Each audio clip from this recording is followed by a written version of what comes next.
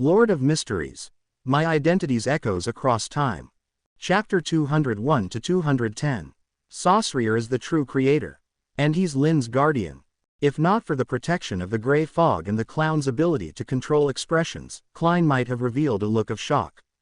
Despite his surprise, Mr. Fool's mind was clearly working at high speed. No, according to the diary, the true creator doesn't seem to equal Saussure. Inherited Saussure's memory and emotions, but with a completely different personality, a lunatic. Could this mean some sort of replication, cloning, or a new personality replacing the old one? Klein speculated in his heart and recalled the various targeted actions of the Angel of Secrets against the true creator, finally understanding why the latter was so hostile towards the true creator. Although he didn't know what happened back then, to the Angel of Secrets, the true creator, even if not the murderer of his guardian, was a fallen impostor with his guardian's memories and emotions. Some might confuse the impostor with the original, but Lynn would never make such a mistake. With Lynn's character, the better his relationship with the former Saussure, the more he would despise the fallen impostor that the true creator was. And it seems Lynn foresaw Saussure's fate long ago and even tried to change it, but he evidently failed. Saussure still became the true creator. Klein sighed at this. Although he didn't know Saussure, as Lynn's friend, he couldn't help but feel sorrow and regret for Lynn's misfortune.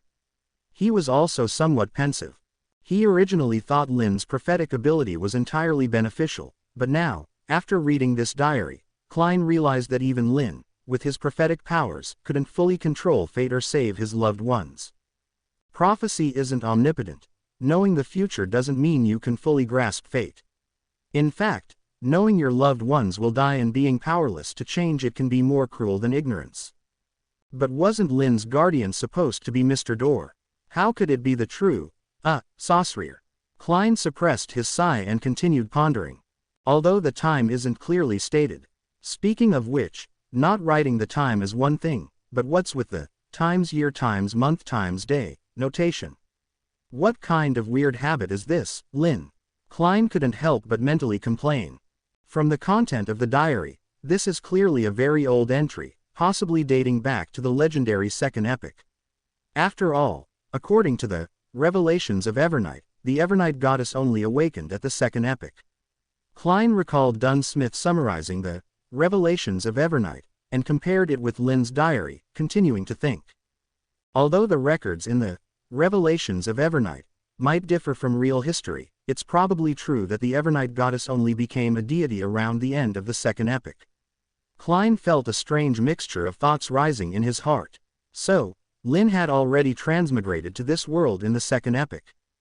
Honestly, this really caught Klein by surprise. On one hand, he couldn't imagine his somewhat goofy friend being a big shot who had lived for thousands of years. On the other hand, Klein was puzzled about Lynn's time of transmigration. When exactly did Lynn transmigrate, and why was there such a big time gap between him and Russell? Klein couldn't figure it out, so he set aside this doubt and turned to another question. This does explain why Lynn is so knowledgeable about transmigration. He has probably been studying this for a long time. But then what about his identity as the son of Mr. Dorr in the Fourth Epic? Was there a special reason to borrow this identity? As someone using a false identity himself, Klein naturally guessed the most plausible scenario. He then reviewed the diary contents and information he knew, finally forming a rough idea of Lynn's situation. Lynn's initial transmigration to this world probably happened in the Second Epic. Unlike me, Lynn seemed to have transmigrated in a child form and also had a sequence 2 brother. Given this, Lynn might have become an angel soon after transmigration and had prophetic abilities. Wow, is this the plot of an overpowered protagonist? Klein suddenly suspected that among the transmigrators, he was the only one without the protagonist's script.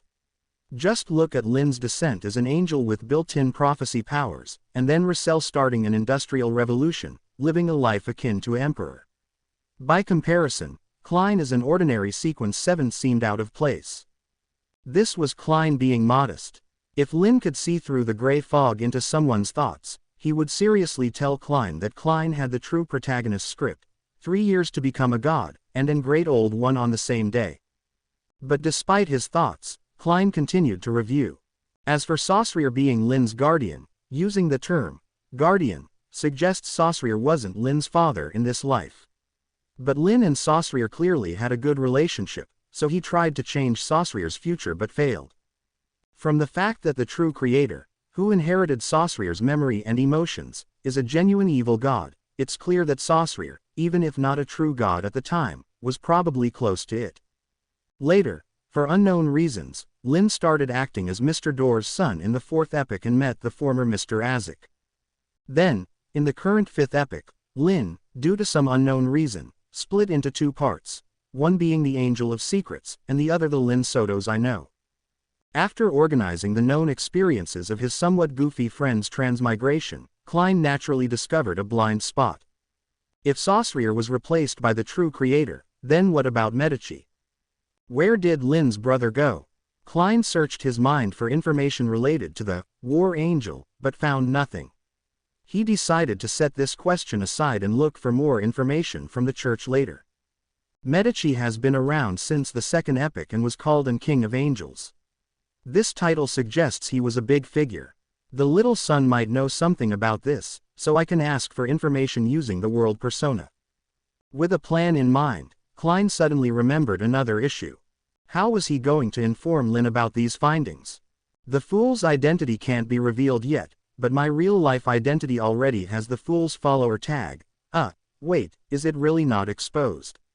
Klein thought, glancing at the Russell diary and Lynn's diary in his hand, and suddenly fell silent.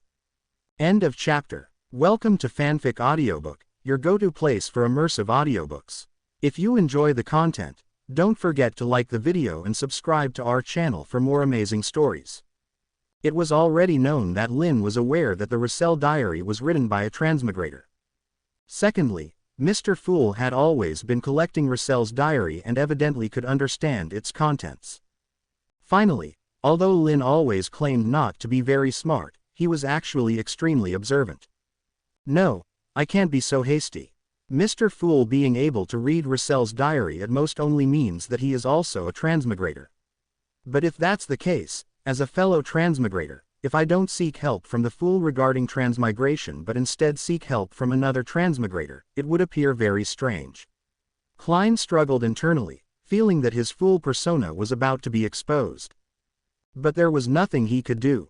He couldn't possibly not tell Lynn about transmigrators in that previous situation. As long as Lynn knew this information and combined it with his connection to the Fool, it wouldn't be very difficult to deduce his Fool identity. But Lynn hasn't mentioned anything about this in the past few days. Mr. Fool's heart was actually already screaming. To be fair, Klein wasn't entirely against revealing his identity to Lynn. After all, Lynn's other half, Lynn the Angel of Secrets, probably already knew, and Klein didn't worry that Lynn would treat him differently. He trusted Lynn's character. At most, Lynn might get a little angry and tease him a few times. However, as soon as he thought of the times during the Tarot Club meetings where he played both the Fool and the World in front of Lynn, and his various performances as the Fool, Klein had an urge to cover his face. It was simply too embarrassing. It was like playing a role-playing game. If no one knew who you really were, you could have a lot of fun. But if your friends knew who you were while you were playing, most people would feel embarrassed and humiliated. Klein now had the urge to dig a 3-room apartment on the gray fog with his toes. But he restrained himself, quickly smoothing his emotions and making a decision. That was to act naturally. As long as Lynn didn't voluntarily expose the matter, Klein would pretend it didn't exist. As long as I act like it doesn't exist, I won't die of embarrassment. And this way, it can also avoid the situation where Lynn didn't actually notice, but I accidentally expose myself. With this thought, Klein's gaze fell on the pages of Lynn's diary in his hand. As for this page of the diary, after this Tarot Club meeting ends, I'll copy a version for Lynn and translate it for him. Klein knew that in the current situation where his disguise was shaky, the best course of action was to act like this diary didn't exist and use other means to divert Lynn's attention to strengthen his disguise. But Klein couldn't do that. Even if the Fool's identity was exposed, he would only feel embarrassed. But this page of the diary recorded Lynn's past and involved 2 important people to Lynn. Under these circumstances, Klein couldn't hide it. With a decision made in his heart, Klein calmly set down the 2 pages of the diary and said, "You may now communicate freely." By the way, although Klein had a lot of inner thoughts, the time he spent reading these 2 pages was not long, about the same as usual. After announcing the end of today's reading session, Mr. Fool manipulated his World Smurf account to raise a hand and look at Son Derek, asking, "Mr. Sun, do you know anything about the King of Angels?" Klein knew very well that directly asking about the King of Angels in the Tarot Club as the world would increase the likelihood of exposing his identity, but at this point, he didn't care much anymore. Self-deception aside, Klein couldn't really deceive himself. While asking the question, Klein glanced at Lynn, whose expression was normal. However, as someone who knew his friend's playful nature very well, Klein detected a hint of anticipation as if watching something interesting. Klein's manipulation of the world almost faltered for a moment, but he stubbornly decided to act as if he hadn't noticed anything, just controlling the world to look at little son Derek, waiting for his answer. "King of Angels." Little son was stunned for a moment, then nodded, and without waiting for the world to ask for a price, he started talking. "I have read about this in some ancient texts. It is said that when the Almighty God who created everything gazed upon this world, many angels surrounded him. Among them, the leaders of all angels, the closest to God's throne, were the 8 kings of angels. However, I don't know more. The texts I read didn't contain more detailed records about these 8 kings of angels." Obviously, in Little Son's view, this wasn't something that needed to be kept secret and could be freely shared with other Tarot Club members. After all, during the Tarot Club meetings, they often shared some relatively unimportant information, and in Little Son Derek's view, the information he knew about the Kings of Angels didn't have much value. Perhaps Mr. World already knew it. "Little Son, I haven't even mentioned the reward yet, how could you? This really makes it hard not to want to exploit your generosity." Mr. Fool suppressed the slight guilt and accepted Little Son's selfless sharing. The 8 kings of angels closest to the throne, this matched the content of Lynn's diary. Wait, since Medici is a future king of angels beside the creator of Silver City, then what about Lynn? Could he also be one of the kings of angels? And what about Saucereer?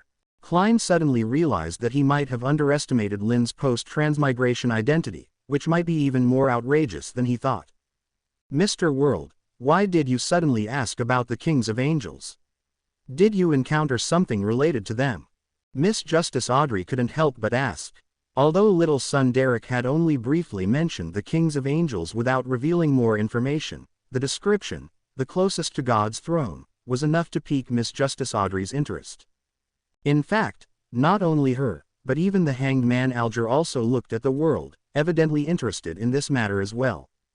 After a brief contemplation, Klein controlled the world to say, "I encountered something related to the war angel, Medici. He is one of the 8 kings of angels, so I wanted to learn more about this topic. Does anyone know anything about this war angel?" End of chapter. Does anyone know anything about this war angel? As Klein spoke, he also paid attention to Lynn's expression, observing if there were any memories or realizations regarding this matter. Soon, Klein noticed that the casual, relaxed look on Lynn's face disappeared. Lynn's brows furrowed deeply, displaying a mix of confusion and puzzlement. Perhaps Lynn could indeed recall something. He had previously remembered that he had a brother. Why did Lynn call the war angel, Little Red? Klein couldn't help but ponder. Although it seemed like a purely whimsical nickname, Klein's intuition told him there might be more to it. Mr. World actually encountered something related to the King of Angels. The war angel Medici. What kind of angel would that be? He sounds formidable. I wonder what the other kings of angels are called and what titles they bear. Miss Justice was naturally unaware of what the esteemed fool was contemplating. She was simply letting her mind wander, always curious about mysterious knowledge. At this moment, she was brimming with curiosity about the so-called 8 kings of angels, the closest to the divine throne. The hanged man was somewhat startled. He, of course, wanted to know knowledge related to the kings of angels, but he was more concerned about the world. Even though the world only mentioned encountering something related to the war angel, it didn't necessarily mean he had direct contact with the war angel. But it still indicated the world was extraordinary. And as everyone knew, the Hanged Man was ambitious. He always aimed to solidify his position in the Tarot Club, showcasing his value. He didn't want to become a marginal member of the Tarot Club and then be discarded, though the fear of being discarded was entirely Alger's imagination. Thus, in such a situation, his previously slight sense of crisis intensified. The recently joined members of the Tarot Club, whether the Pope or the World, were clearly not like Justice or Little Sun, who were novices in the Beyonder field. Instead, they were seasoned Beyonders, possibly even higher in sequence than him. Indeed, the more experienced Beyonders in the Tarot Club, the more value the club could bring to Alger. Experienced Beyonders could provide more channels and resources. However, Alger always remembered that the most important member of the Tarot Club was Mr. Fool. Therefore, he naturally didn't want too many experienced Beyonders to join, which might lower his significance. But he wouldn't question Mr. Fool's decisions or harbor any ill will towards the Pope or the World. While ambitious and pragmatic, Alger wasn't a bad person. Therefore, the only method he could think of in such a situation was to enhance his own value. Fortunately, neither the Pope nor the World seems to be on the sea. This is my unique advantage. Alger exhaled inwardly and decided to share his upcoming participation in a grand pirate gathering to increase his stakes in the Tarot Club. Individuals with unique characteristics are less likely to be abandoned. Compared to Justice Audrey and the Hanged Man Alger, Little Son Derek's thoughts were much simpler. He affirmed his previous assumption that Mr. World already knew the information he had mentioned. He then said, "I don't know anything about the War Angel. However, if you need, Mr. World, I can go back and check the books. Maybe I'll find something." As a Beyonder on the Sun Pathway, Derek had received basic education in Silver City, understood various Beyonder knowledge, and had read some books. But he couldn't possibly know everything like a mystery prior or a savant. Thus, he wasn't sure if there were any records in Silver City regarding this matter. "If you can find relevant information, I will give you a satisfactory reward," Klein controlled the World to respond. After a pause, he added, "Besides the War Angel, I also want you to look up information on another angel named the Angel of Secrets, closely related to the War Angel." The World then glanced at the other Tarot Club members and continued, "If any of you have relevant information, you can also tell me. I will pay you as well." Klein had reasons for issuing this commission. If Silver City indeed had records about the War Angel, there might also be information about the Angel of Secrets. As for commissioning other members of the Tarot Club, it was to cast a wide net. Whether it was Miss Justice or the Hanged Man, they had their own circles and might find something. However, to Klein's surprise, the first to speak after his request wasn't someone else but Lynn, who had just been deep in thought. With a slightly dazed expression and a voice filled with doubt and probing, Lynn said, "If the War Angel Medici you mentioned refers to the War Angel of the First Solomon Empire, as far as I know, he has already fallen." After speaking, Lynn seemed to wake up suddenly. He pursed his lips and, after 2 seconds, added, "But he might still be alive. I don't know. I only know he had fallen once." Hearing this, almost everyone looked at Lynn in astonishment. Because of someone's earnest performance, even the Fool, who had been watching Lynn closely, and the spectator Miss Justice, noticed something was wrong with Lynn. Even the usually slow and naive son Derek sensed the Pope's odd behavior. "Mr. Pope, are you all right?" Derek asked, simply concerned seeing Lynn's seemingly unwell state. Miss Justice Audrey, though silent, also looked at Lynn with a slightly worried and caring gaze. As a spectator, she clearly saw that Mr. Pope seemed a bit lost and somewhat sad, which made Miss Justice immediately certain of one thing: Mr. Pope might be related to the War Angel Medici. Could Mr. Pope be a descendant of Medici? That didn't fully explain Mr. Pope's emotions. Miss Justice didn't understand. The spectator pathway's abilities couldn't truly read minds, so she couldn't figure out what was going on. But this didn't stop Miss Justice from genuinely caring about him. In her view, every member of the Tarot Club was her partner. She would be anxious for little son Derek in his crisis and would want to help other Tarot Club members when they encountered difficulties. Naturally, she also cared about the Pope. End of chapter. Mr. World really seems to have a good relationship with Mr. Pope. He looks very worried about Mr. Pope, which is nice. I wish I had a friend like that too. Susie doesn't count. She should be considered my assistant, Audrey observed, the world, with the corner of her eye, and sincerely sighed.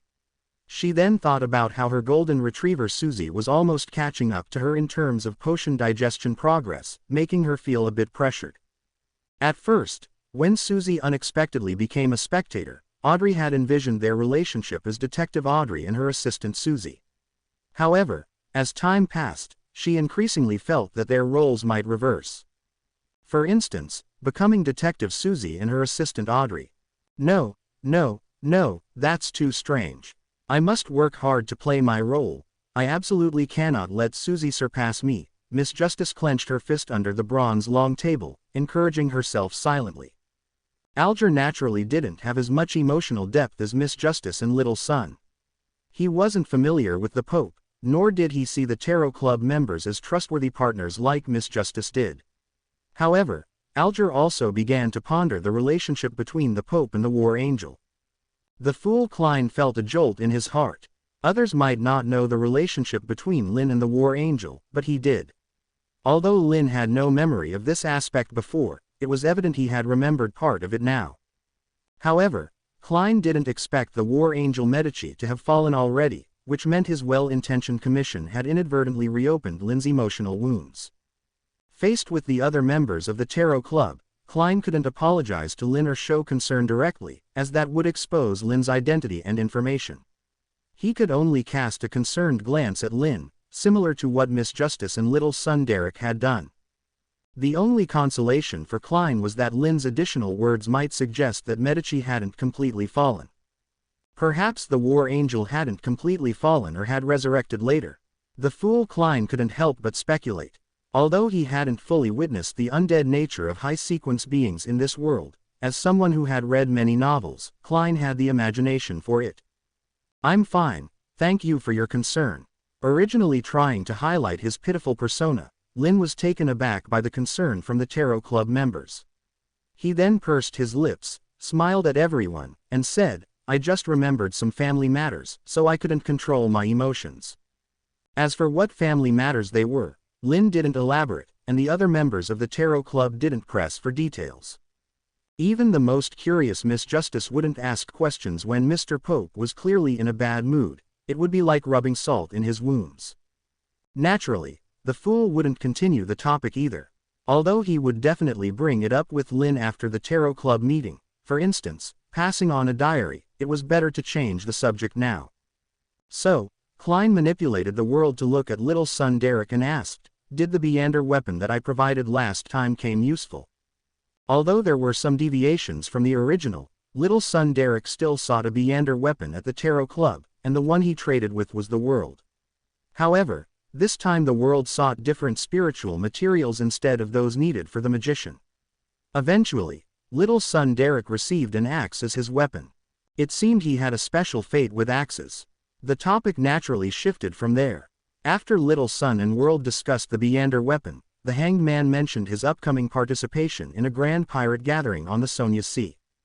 This naturally piqued the interest of the other members, who discussed it for a while. Afterward, the Hanged Man sought a wind-blessed item, eventually reaching a deal with the revitalized Pope.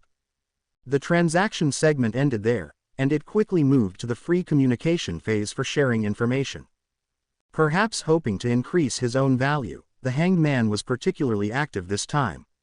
He not only introduced the new pirate admiral, Vice Admiral Ailman Tracy, but also detailed other pirate admirals and the 4 pirate kings, along with other sea rumors, such as various treasure legends and the unique customs of some islands. The Tarot Club members listened with great interest. Encouraged by the Hanged Man's enthusiasm, the other members were more active in sharing information. Among them, what caught Lynn's attention was something Little Son mentioned. It was an event that existed in the original work, a Silver City exploration of a temple that once worshipped the true creator. After this, as Mr. Fool's spirituality couldn't hold out any longer, he naturally announced the end of the Tarot Club. From the original novel, Silver City's exploration of the true creator's temple should be safe this time, without causing corruption. The real problem is the next time, during Elder Luvia's exploration. Of course, There were also issues with the chief's exploration, but they were mostly resolved. After leaving the gray fog, Lynn opened his eyes, still pondering the matter little son Derek had mentioned. To be honest, Lynn didn't have a good solution for this matter. At most, he could only provide some help to little son Derek when he goes exploring. As for those who might be corrupted by the true creator, there was nothing Lynn could do. He couldn't go to the Forsaken Land, and little son Derek himself was in no position of influence. Plus, given Silver City's special circumstances, he really couldn't stop this problematic exploration. As for calling the true creator and asking him not to corrupt the people of Silver City, if the true creator had that kind of rationality, he wouldn't have driven his followers mad. And considering that Elder Lovia, who believed in the true creator, maintained a certain degree of sanity, it's evident that the people being corrupted were affected by the residual contamination in the true creator's temple rather than the true creator himself. Even if the true creator had that rationality, it might not work in this situation. I can only provide some high-quality purification scrolls of Little Sun Pathway to possibly eliminate the contamination and wish them good luck, Lynn sighed. As for how Little Sun would reasonably explain the scrolls, that wasn't his problem. It was up to the other high IQ members of the Tarot Club to figure it out. Compared to the true creator's temple, Lynn was actually more concerned about another matter. Amon, TN, you've reached this far, please review this translation. It would mean a lot. End of chapter. As everyone knows, Amon's first official appearance in the original novel is during this incident at the true creator's temple. According to the original novel's plot development, little son Derek would be selected for the next exploration of the true creator's temple in Silver City. Since Elder Lovia is leading this time, it is almost certain that the journey will be extremely perilous. Under the persuasion of Alger and other members of the Tarot Club, little son Derek decides to feign a poor condition and risk of losing control to avoid the mission. And indeed, Alger, being the sly fox he is, proposed a very feasible plan. Little son successfully avoided the fatal mission, being isolated at the bottom of the round tower to receive treatment through medication, rituals, and mystical items. Who would have thought that right next to little son Derek, there was an avatar of Amon who had been lying in wait for 42 years. Because little son was attending the meeting at the Tarot Club in the Saphira Castle, Amon naturally discovered little son's uniqueness and parasitized him. Although this avatar was later successfully removed by Mr. Fool, as everyone knows, when you discover one Amon avatar, it means the air around you is filled with Amon. So even though the avatar parasitizing little son was removed, Mr. Fool also entered Amon's sight. As for Lynn, he is not too worried about little son's safety. Not because he trusts Amon's character, but because he knows very well that before officially capturing Mr. Fool and obtaining the coveted Sephiroth, Amon would not easily destroy little son, the only clue related to the Sephiroth. This is probably one of the reasons why Amon never attacked Silver City in the original novel. Killing little son or others in Silver City wouldn't bring Amon any benefit. Keeping them alive, however, could serve as a means to find Mr. Fool, or even they could be used as hostages to make Mr. Fool hesitate. Lynn is also not worried about Amon coming after him. Although it would add some trouble to his relaxed and enjoyable life of raising cats, he had gotten used to harassing Amon in the fourth epic, so he didn't have much fear of the troublemaker. If he really comes, just beat him up like in the fourth epic. It's a pity that Bethel's corruption hasn't been resolved. Medici has only just reached sequence 2, and Antigo is still mad in the foggy town. It's really troublesome not having a tool man. Lynn propped his chin with one hand and sighed. I can't just pull Adam over as a tool man. That kind of emotionless robot-like old man, even if he is given to me for free, I will not take him. Who knows when he might sell me for benefits. Despite his complaints, Lynn was also thinking about another matter. Had the gift he asked Ouroboros to deliver to Amon arrived? Ever since the first painting, Lynn had subsequently painted several more Amon harassment pictures, including but not limited to Amon getting blown up for the first time, Amon getting blown up again, and other such wonderful memories Amon had. Lynn was genuinely curious if those paintings had been delivered to Amon, and how Amon would react. He would certainly not be too happy. Should I try contacting Ouroboros? Anyway, besides praying and painting by the true creator's side all day, he doesn't seem to have anything important to do. I need a tool man around, he seems to be the right person for it. How about pulling him over to help? Lynn seriously pondered while pinching his chin. Otherwise, staying by the true creator's side all day would probably turn him into a waste. Although it seems he's already quite wasted. Saying this, Lynn didn't actually take any action. Although his relationship with Ouroboros was good enough, considering the true creator's presence, he naturally couldn't really pull Ouroboros over as a tool man. However, in the fourth epic, it would be possible to approach him. At least lead Ouroboros and will temporarily put their conflict aside and have a proper gathering at the gods' tea party. As Lynn thought about this, he suddenly sensed something and looked towards the door. Sure enough, the next second, the doorbell rang. The fool, who was originally in the house opposite, had arrived at 16 Minsk Street. Ah, right, I still have to keep up the act in front of Mr. Fool. Lynn blinked and instantly got into character, his expression turning slightly gloomy. While Lynn was getting into character, elsewhere, in the forsaken land of the gods, Amon, who rarely took the initiative to approach Ouroboros, arrived. What do you want, Amon? Ouroboros glanced at Amon, but his hand didn't stop drawing. If you're here for the gift, you'll have to wait a bit longer.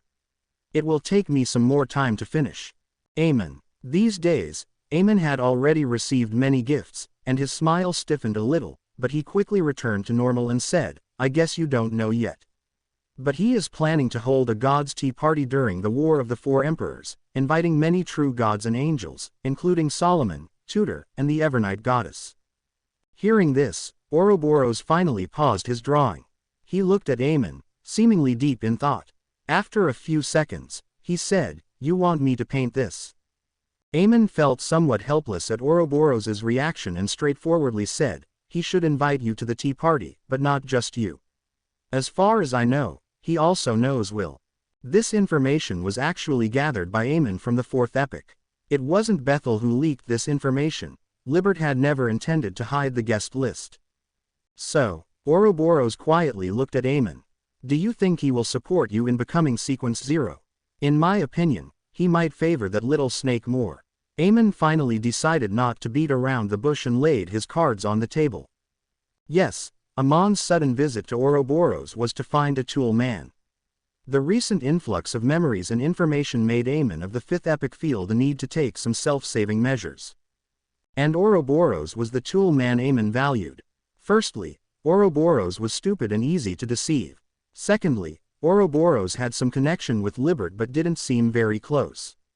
So Amon thought that by coming to deceive Ouroboros, even if he couldn't turn the dumb snake into a fighter, he could create some rift between Ouroboros and Libert, preventing Ouroboros from siding with Libert like Medici and Bethel. Of course, Amon still didn't know Libert's name was Lynn. End of chapter. However, what Amon did not expect was that after hearing his words, Ouroboros just looked at him with confusion. Why would you have such an illusion? Ouroboros asked. What, do you think he will support you?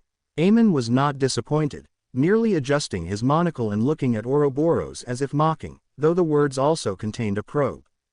Amon was not certain about the relationship between Ouroboros and Libert, so he used this to test Ouroboros. If Ouroboros was like Medici or Bethel and beyond saving, Amon would naturally use other means to deal with him. No, he won't support me. Ouroboros shook his head calmly and resumed painting on the canvas, continuing, he also won't support Will. He won't get involved in the conflicts of the Wheel of Fortune pathway. Yes, Ouroboros knew this. It was not a revelation from fate but from understanding Lynn's attitude towards him. In a sense, although Ouroboros often seemed not too smart, but sometimes he was unexpectedly sharp. But Ouroboros didn't care about this. He actually didn't want to ascend so badly.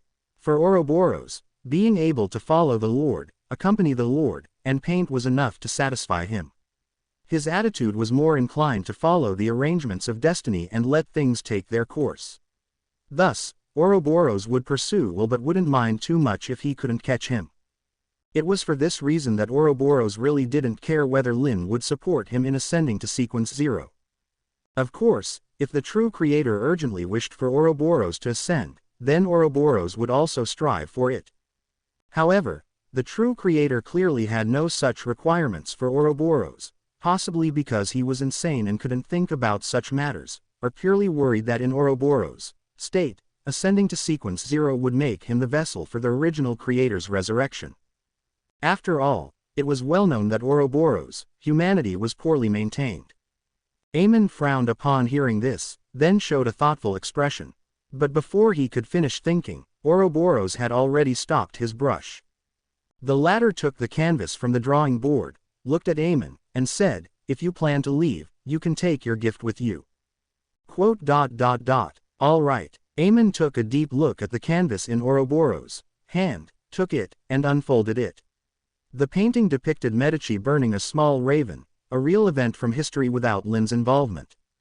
It was clear that with his inventory running low, Lynn had consulted a certain read and obtained many precious materials.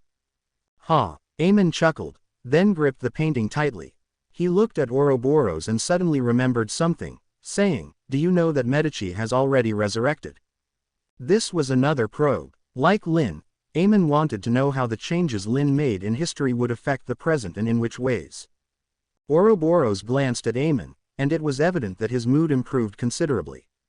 Of course, Ouroboros knew about Medici's resurrection, not only because of memories from the fourth epoch, but also because Medici had prayed to the true creator a few days ago.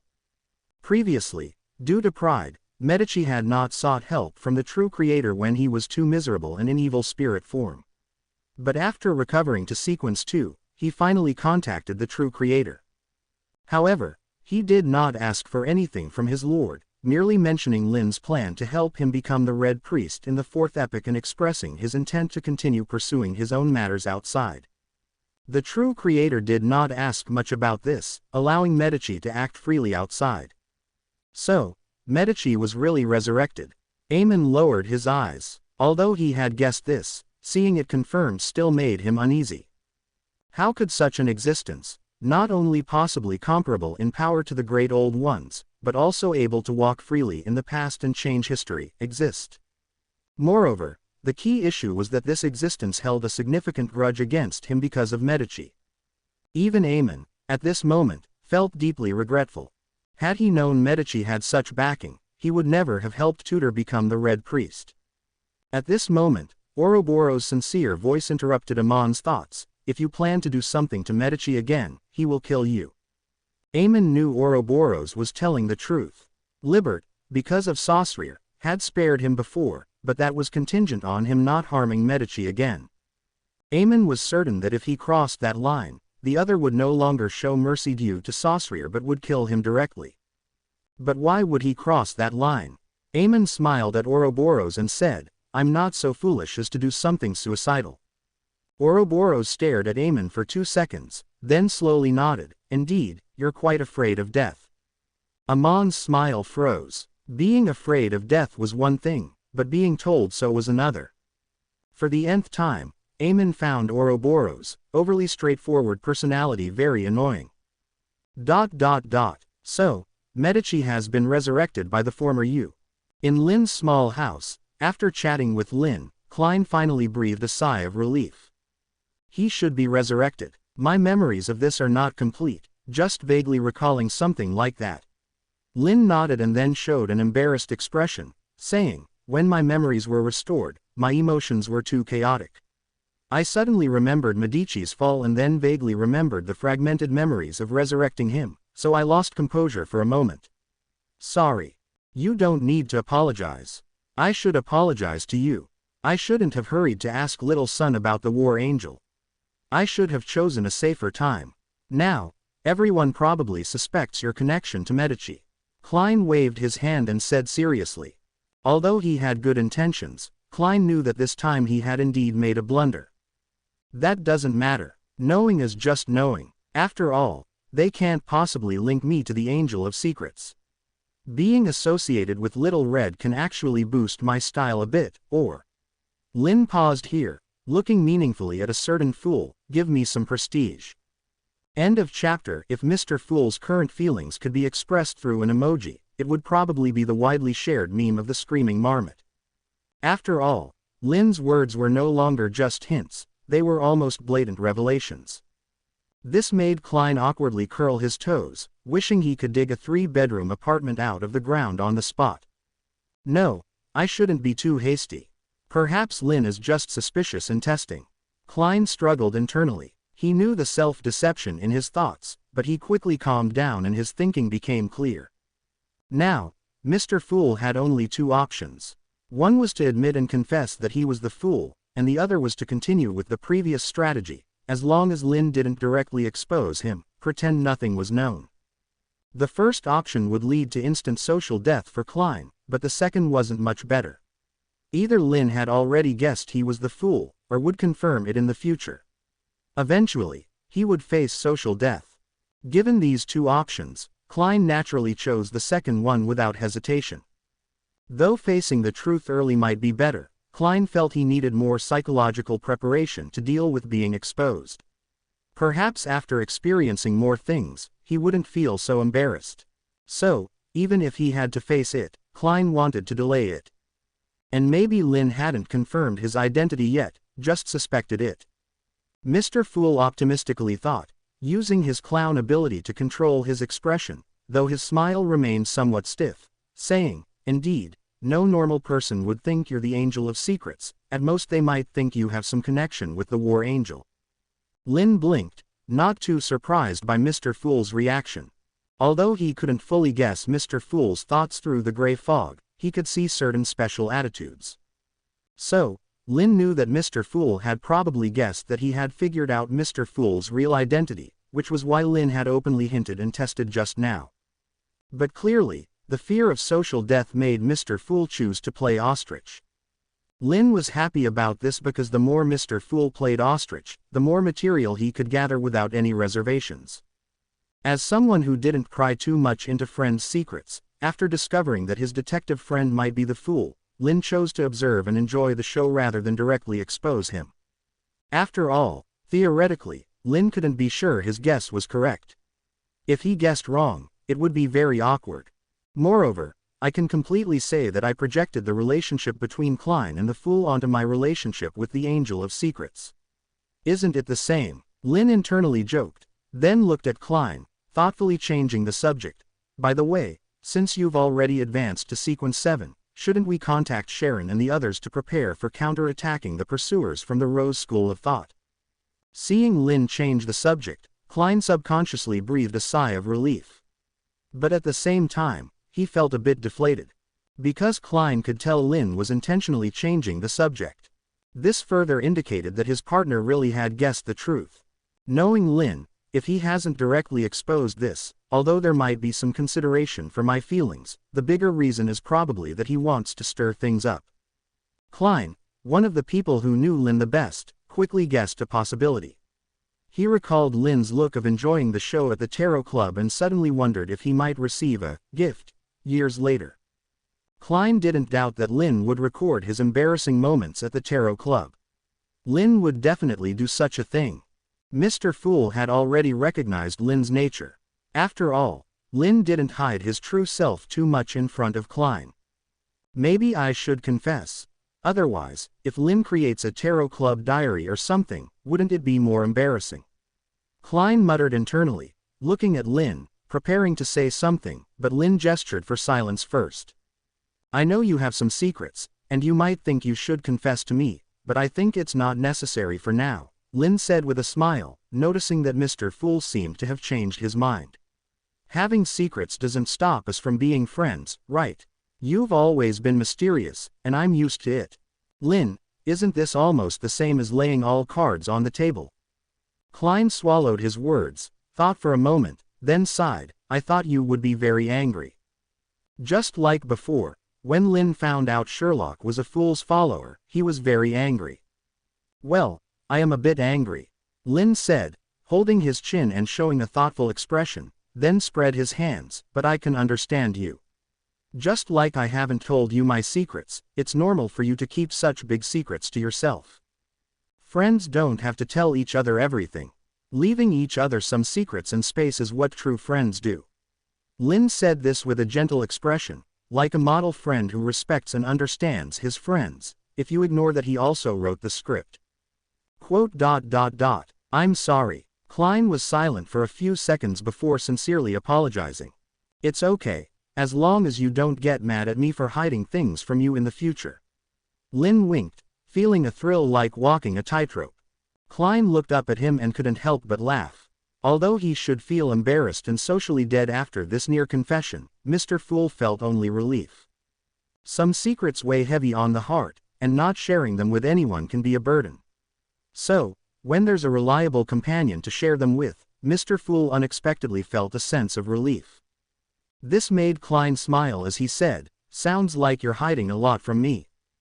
Guess. Lynn, of course, wouldn't reveal anything, only uttered a single word. Confirmed. You're definitely hiding a lot from me. Klein thought, shrugged, I won't guess. Anyway, I don't think those things would harm me, right? Klein knew very well that not only did he have things hidden from Lynn, but Lynn also had his secrets. Where did Lynn get the potion formulas from? What memories did he recover, and were the old friends around him only the ones Klein knew of? All these were things Klein hadn't figured out. As a former angel of secrets, even half amnesiac, Lynn Soto's was certainly not simple. But Klein was sure that Lynn genuinely considered him a friend. That was enough. Klein wasn't the type to pry into others' secrets. End of chapter. You guessed it right. Facing Klein's response, Lynn first nodded earnestly and then said, "As a reward, I will prepare a picture album for you." Klein's smile froze immediately, and he had a bad premonition almost instantly. He asked, "What kind of picture album?" "Of course, it's a special collection of the great Mr. Fool." Lynn glanced at Klein with a bright smile. "Rest assured, I will record every tarot club meeting. One day, when you need it, I will present this gift to you." Klein, didn't you promise not to get angry? The feelings of social death and embarrassment that had been suppressed surged back up. In Mr. Fool's mind, it was as if a meme of the screaming marmot was playing. He said stiffly, "I don't think this gift is necessary." "No, you will need it," Lynn said firmly, looking at Klein seriously. "Although I don't have the ability to foresee the future like an angel of secrets, my intuition tells me that you will need this gift in the near future." Klein was stunned. For a moment, he forgot his embarrassment and asked, confused, "Are you sure? In what situation would he ever need such a socially deadly album? Does this even make sense?" Klein suspected Lynn was teasing him, but the latter's expression was too sincere and serious. Considering that his goofy friend never messed around with serious matters, Mr. Fool couldn't help but hesitate. "I'm very sure," Lynn nodded. He wasn't lying. After all, it's well known that social death helps stimulate the recovery of humanity. Look at his companions like Bethel and Amon. Their humanity had been significantly enriched after some stimulation. And as Mr. Fool's good friend, Lynn wouldn't just use this album to torment him. He truly planned to add something special to the album, like creating a unique spiritual space inspired by the original novel, allowing Mr. Fool to relive the memories in 3D while benefiting from the psychological ability of the high-sequence abilities of the spectator pathway. In the original work, Klein's state was terrible later on. Although Lynn believed that with him around, Klein wouldn't be as lonely or under as much pressure as in the original story. But considering Klein's hometown was gone, and his family couldn't be rescued immediately, with the apocalypse approaching, there wasn't much time left for Mr. Fool. So Lynn felt it necessary to prepare something to help Mr. Fool manage his mental state. "I can't help it. Not doing this would hurt my conscience. Having a friend with good character is also a problem," Lynn muttered to himself, looking at Mr. Fool with interest. "What art style do you prefer? Realistic or chibi? Sketch or oil painting?" "Thank you, I prefer a blank one." What else could Klein say? Although he still suspected Lynn was teasing him, he could only accept this fact. He knew he couldn't stop this mischievous friend. However, Klein didn't overlook a particular word Lynn used, making him look at the latter in surprise and ask, "You seem to remember a lot of things." He even remembered the term, chibi. "Just some knowledge about painting. Probably because I like painting. Since you told me about the transmigration, I've been gradually remembering some things related to it." Lynn rubbed his temples with a troubled expression. "Honestly, it's still hard for me to believe what you said, but those skyscrapers in my dreams and the fragmented memories tell me you're right. In that case, Even if we don't actively search for your past, you might gradually recover all your memories, Klein said thoughtfully. I think so too, but that would be too slow. And such recovered memories are too fragmented. I'd rather actively seek them out than passively wait, Lynn said, his gaze drifting as if he was reminiscing or zoning out. Klein quietly watched Lynn, not disturbing him. Although he had never experienced memory loss, Klein could imagine Lynn's state, especially since he had more than one memory-impaired person around him. Yes, and both of them were once friends, Klein thought, his expression becoming somewhat complicated. He felt there might be a special bond between Isaac and Lynn. Soon, Lynn snapped out of his contemplative state and looked at Klein, continuing, "So, what's your answer?" He was naturally asking about the art style Klein preferred. Chibi. It feels cuter. Klein's expression stiffened slightly. After thinking for a second, he replied. Klein didn't choose chibi because it was cute but because he thought it might cause less mental harm compared to realistic or oil paintings. At least I can console myself that it's a meme. Mr. Fool did some psychological construction in his heart. No problem. Lynn nodded, choosing to accommodate Mr. Fool's little thoughts. After all, Lynn was confident that with his drawing skills, even in chibi style, people could easily recognize who was who. Let's discuss the matter of the Rose School of Thought. Mr. Fool automatically changed the subject this time. He didn't want to continue discussing that topic which made him want to hide in embarrassment. So he said, after advancing to sequence 7, I contacted Miss Sharon and the others. They plan to act tomorrow night, so be prepared.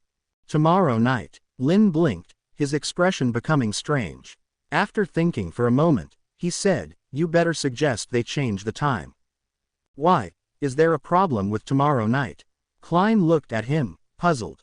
I contacted the Angel of Secrets these past 2 days, asking about the Abraham family. Perhaps I annoyed him with my questions. He told me that the person who should appear will do so by tomorrow at the latest. Lynn spread his hands and said, in other words, there's a high chance of a blood moon tomorrow, making the full moon arrive early. Ah, this. Klein didn't know how to comment on Sharon and Marich's luck. He tried not to laugh and nodded, saying, I'll contact them immediately to have them postpone or advance the action. The blood moon was no joke. Sharon and Marich would truly lose their combat power under it. Go ahead, I need to start preparing your album, Lynn said, naturally taking out his drawing tools. Seeing this, Klein immediately got up, deciding to head to the Bravehearts bar to find Sharon and Marich. Otherwise, watching Lynn draw his Black history in person was too tortuous. Meanwhile, Lynn leisurely started sketching while simultaneously controlling his fourth epic self to return to the Solomon Empire. This time, besides sending invitations to Medici and the others, he aimed to persuade Ouroboros. However, to Lynn's surprise, when he found Ouroboros, he saw an unexpected scene. TN. Mr. Fool would have a heart attack if he ever sees our internet. End of chapter. Chapter 210. Ouroboros has reincarnated. Time. During the fourth epic, the Battle of the Four Emperors. Location. Solomon Empire, Divine Kingdom of the True Creator. Lynn, with one hand pinching his chin, looked at the two angels in front of him, one big and one small, and posed a soul-searching question. I understand everything, but why are you babysitting here, Medici? Are you really the Red Maid? Or are you trying to become everyone's nanny? That's right. After traveling alone from the Tudor Empire to the Solomon Empire through a space door, the scene Lynn saw was Medici with a sour face babysitting a child. The most striking thing was that, despite the sour expression, Medici's babysitting skills appeared very professional to him. This truly shocked him. Although he had always teased Medici as the Red Maid and Red Nanny and knew that Amon was practically raised by Medici, having even created many pieces based on Amon's Black history from Medici's stories, seeing it firsthand was a different experience. It's similar to how one would feel if a notorious troublemaker named Amon suddenly became a pure and kind child. Everyone would find it strange. Lynn was in this awkward mood now, glancing at Medici every few seconds and then looking away, perfectly embodying the phrase, that's so strange, let's take another look. What's with your look? Haven't you always known that Amon was raised by me? And what's with the Red Maid? Nonsense. Medici looked at Lynn, speaking in a disgruntled tone. Red made is a very objective term, Lynn muttered, seriously scrutinizing Medici from top to bottom before sighing. Little Red, I feel like you're exuding a motherly glow right now. You could compete with Saucereer for the nanny position. Lynn's tone was sincere without a trace of sarcasm, but it was clearly not the kind of praise Medici wanted to hear. Fuck off. Medici's expression turned even sourer as he spat out the single word aggressively, then looked at Lynn again and, in a mocking tone, said, rather than talking about me, let's talk about you. Why did you come here again? Weren't you supposed to stay in the Tudor Empire for a while? Or did someone finally mess up and came here seeking refuge? The Red Angel's voice was filled with undisguised schadenfreude. You'll be disappointed. I didn't mess up. I'm here on official business. Lynn said, finally shifting his gaze to the child beside Medici, a little one with short silver hair, about 5 or 6 years old. His expression became even more subtle as he said, Ouroboros, did you reincarnate? I remember last time I saw you, you hadn't reincarnated. How come you suddenly become like this? Yes, the child next to Medici was Ouroboros. This was what Lynn found perplexing. He hadn't expected Ouroboros to change from a normal adult form to a child form in just a few days. If this was a reincarnation, the progress was too fast. What about the gestation period? The infant phase? How did he skip to a 5 or 6-year-old child? But still, he was surprisingly cute. Lynn glanced at child Ouroboros a few times, comparing him with child Medici, child Amon, and child Will, and concluded, this is indeed a world where looks matter. The handsome ones like Medici and Ouroboros were very cute in their child forms, especially since Ouroboros was naturally slow-witted. In his child form, it was seamless. Unlike child Medici, who, although a high-quality mythological creature, was just annoying and made people want to spank him. Lynn mused, feeling his hands itch. It seemed like it had been a while since he spanked child Medici. Maybe he should find an opportunity to spank him again. Otherwise, the little guy might get too arrogant. Lynn, the Little Red's brother, Sotos, made a super mischievous sound. But aside from thinking about spanking Little Red, Lynn was now even more excited about his upcoming child tea party. He couldn't wait to see the child forms of the gods. It would be even better if they could fight in those forms. It was such an amusing thought. Actually, something unexpected happened, so I had to act in this form temporarily. It's not a complete reincarnation. Ouroboros finally spoke. He seemed a bit sleepy, probably due to the effects of his child form. He yawned, then looked at Lynn and continued to explain, I wanted to see if I could temporarily restore Medici to the status of a king of angels. What? This is just like the yesterday once more charm operation. Lynn immediately recalled the content from the original work and looked at the big and small figures in front of him. He frowned and said, with the capabilities of the Wheel of Fortune pathway, it's indeed possible. Did the experiment fail? It wasn't impossible. After all, yesterday once more belonged to the domain of the Fool pathway. Although the Wheel of Fortune pathway theoretically could achieve this, it wasn't 100% certain. Failure would be better. This stupid snake wouldn't have ended up like this. Medici said, his tone mocking, but it was clear that there was a lot of helplessness behind it. The experiment was successful. I temporarily restored my status as a king of angels, but this foolish snake overused his abilities. Combined with his accumulated madness, it resurrected the consciousness of the great old one of this pathway within him. He nearly lost control, so he had to maintain his humanity in this child form. As he spoke, Medici reached out and pinched Ouroboros's cheek until it turned red before saying, now I have to babysit this guy until he recovers. I have no choice. Well, Lynn didn't know what to say. He looked at Medici, then at Ouroboros, and said, it doesn't sound like a big problem. It's indeed not a big problem. I'll recover in a few months at most. Ouroboros seemed completely unfazed by the actions of a certain red angel, still looking slightly sleepy. He then looked at Lynn and said, did you come to see Medici, Lynn? Strictly speaking, I came to see you, but I do have business with Medici too. Confirming that Ouroboros was fine, Lynn, relieved, eagerly explained his plan for a tea party with the gods to both of them and then looked at Ouroboros, saying, "Because I wanted to invite both you and Will, I originally planned to persuade you to put aside your conflict with Will temporarily and join the tea party. But seeing your current state, I'm not sure if I should invite you." End of chapter. You're planning to invite the Lord to the tea party, right? Ouroboros asked quietly after listening to Lynn. "I do intend to invite him," Lynn nodded, not denying it. "Then I want to attend as well," Ouroboros said seriously. "Don't worry about me, I haven't lost the ability to protect myself, and I know you won't let me encounter danger at the tea party." "Of course, I'll ensure the safety of every guest attending the tea party," Lynn nodded naturally. He suddenly thought of something, and his expression became somewhat subtle. "By the way, Will has recently been in a reincarnated state as well. You two are really quite alike." "I won't fight with Will," Ouroboros promised Lynn seriously. "I won't disrupt your tea party." And Ouroboros seemed to recall something and added, "The Lord doesn't want me to become Sequence Zero now. He seems to think that now is not the right time. Destiny has also told me that the opportunity to become Sequence Zero hasn't arrived yet."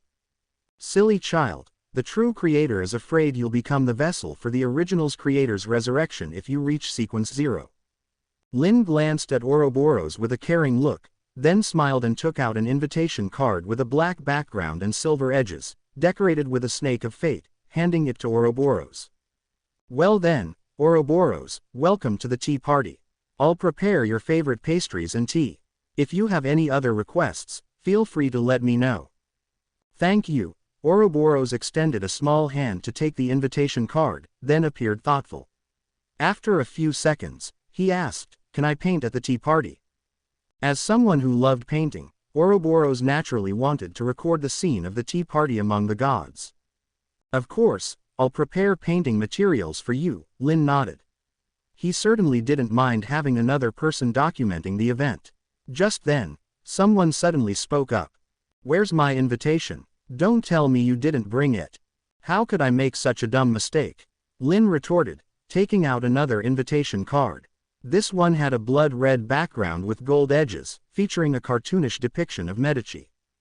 Clearly, Lynn had individually crafted each invitation card for his guests. But Lynn didn't rush to give the card to Medici.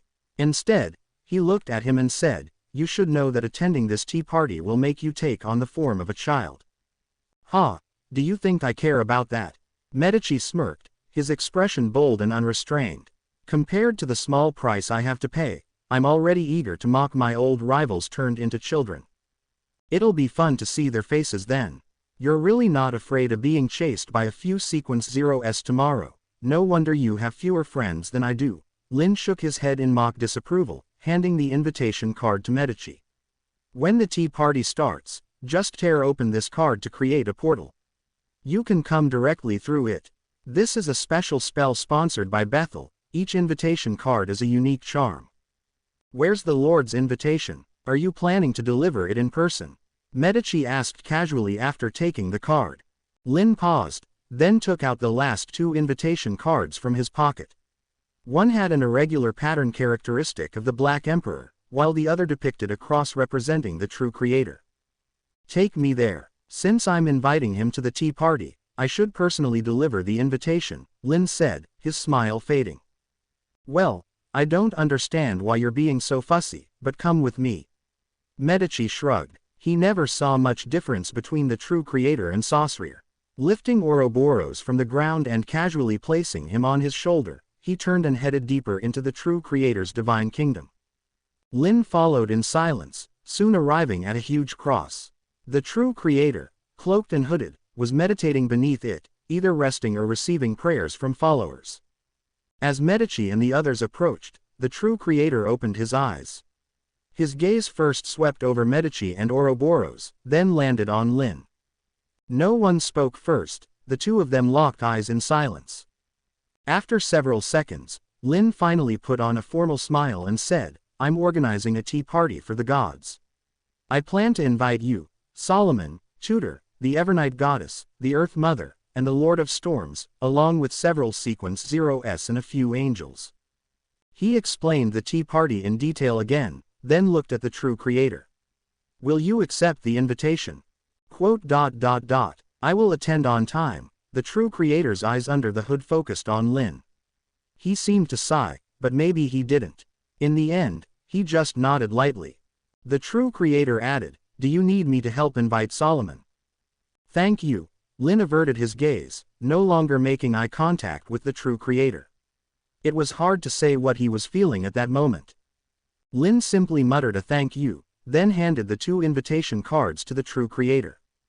Silence fell over the scene once more. I'll never consider you a sorcerer. I'll change Sorcerer's fate and let him survive that disaster, Lynn suddenly said. That's good. I'll look forward to that day. The true creator seemed to smile at this, looking at Lynn. To me, this is not a bad thing.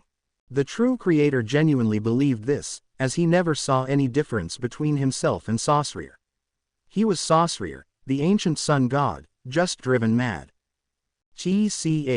Lynn bit his lip. Truthfully, he had expected this, but he couldn't be happy about it.